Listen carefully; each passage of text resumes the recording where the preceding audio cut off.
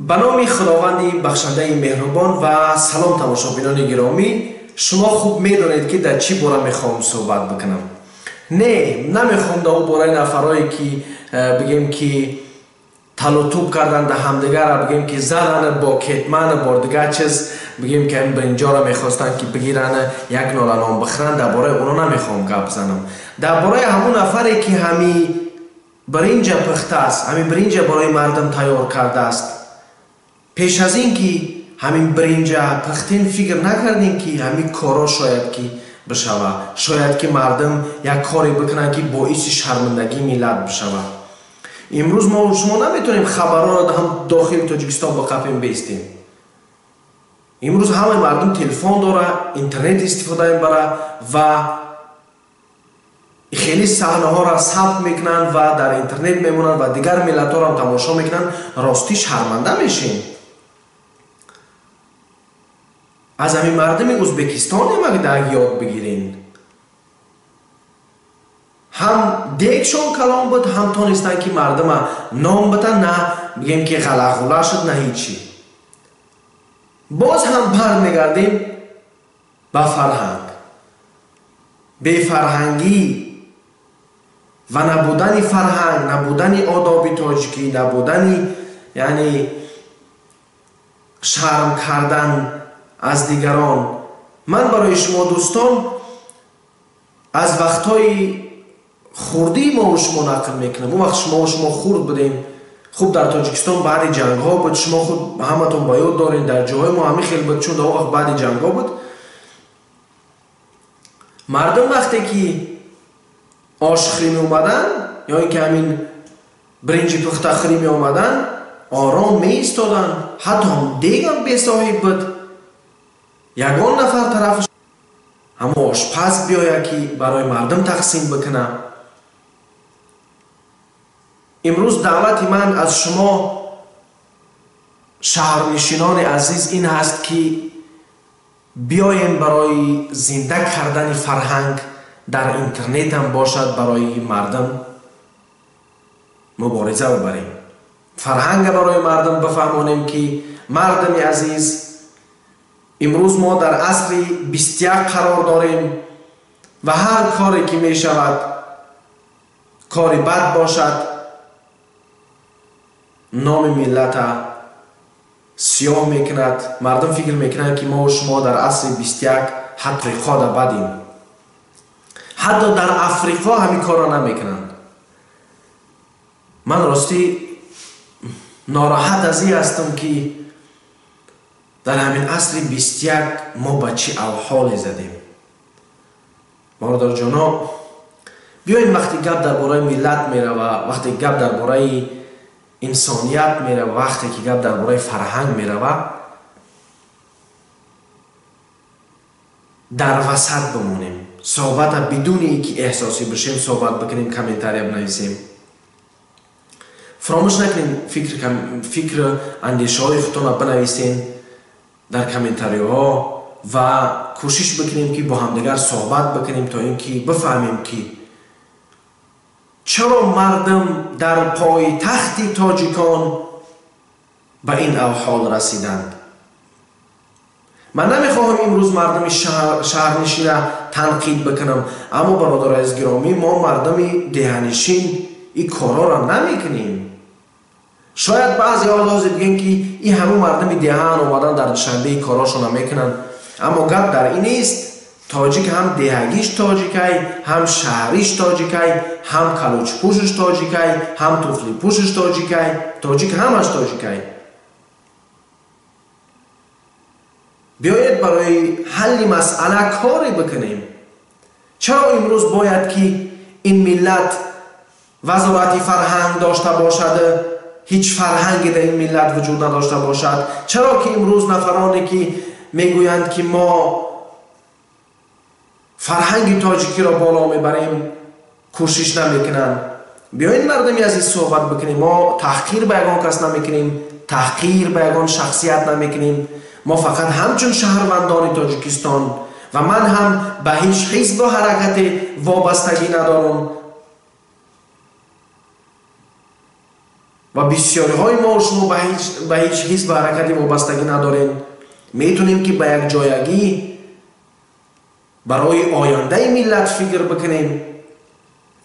برادرای عزیز گرامی، این بسیار چیزی مهم است. این کار بسیار کاری مهم است که ما و شما این را باید بدانیم. دوستان عزیز گرامی، از همه مهم دعوت ما و شما برای دوباره برگشتن فرهنگ تاجیکی است. فرهنگ تاجیکی فرهنگی بهترین است. فرهنگ تاجیکی فرهنگ علم است. فرهنگ تاجیکی فرهنگ پیشرفت است. این را ما باید درک بکنیم. درک این برای ما و شما لازم است. و یک سوال دیگر، بسیاری ها همیشه میگویند که منوچهر کوهستانی شما وطن پرست هستید. منوچهر کوهستانی هم یعنی من هم مسلمان هستم، من هم مثل شما دوست دارم اسلام، اما در اسلام ما و شما اسلام دوست یعنی ملت دوستی هست، نه اینکه ملت پرستی. ملت پرستی این کار خوب نیست. ما باید فقط خداوند را پرستش بکنیم. اما یک ملتی که فرهنگ خودش فراموش بکنه و نتونه که فرهنگ خودش بدانه، هیچ وقت نمیتواند که فرهنگ اسلامی را بفهمه. هر یک ملت به زبان خودش و به عقیده خودش و به همون فکر اندیشه‌ای که داره دین میفهمه.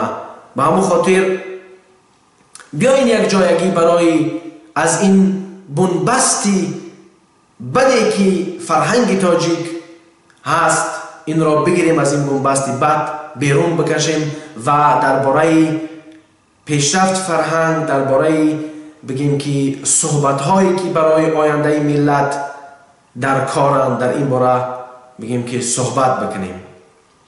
شرمندان ملت، بزرگوارای این ملت، هر یک تاجیک بزرگوار است.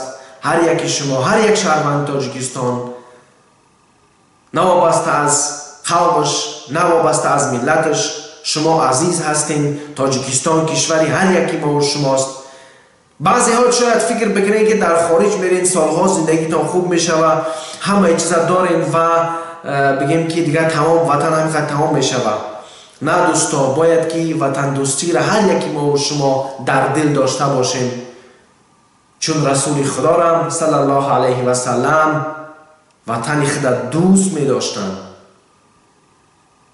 اگر آغاز ما و شما بگیم که در همون وقت اگر او مردم وطن دوست نمی بودن، می رفتن در دیگر جاها زندگی می کردن که او قدر گرم نبود، مثل که همین عربستان حاضره که است. به همون خاطر دوستای عزیز، بیاین بیدار بشین، درباره فرهنگ صحبت بکنیم، فکر اندیشه خود در کامنتاری ها بنویسیم، همدیگر فهمی بکنیم. درس زبان آلمانی تا 12 شما کردگی هستم، حتما این درس ها را بخوانین و نفرانی که انتظار برنامه صحبت با ملت هستین، صحبت با ملت و زبان آلمانی را از درس 13 بعد دیگه هم طرف رفتن میگیریم. به همون خاطر هر سوالی که دارین در کامنتاری ها بنویسین، من کوشش میکنم که در سوال های شما جواب بگم.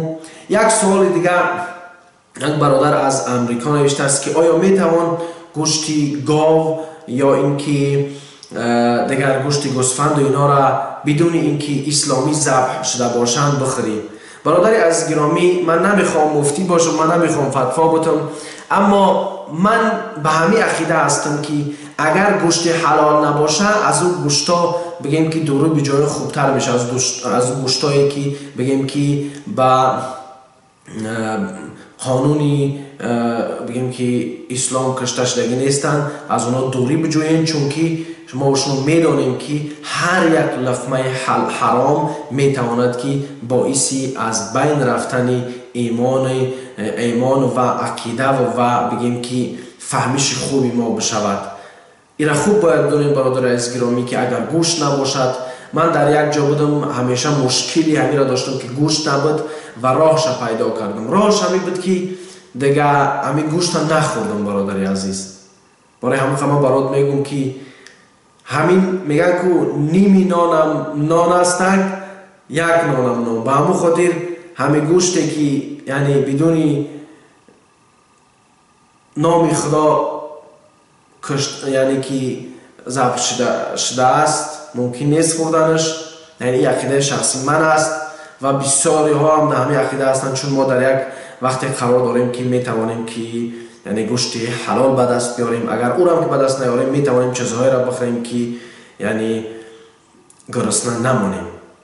خوب، خدا حافظ دوستان.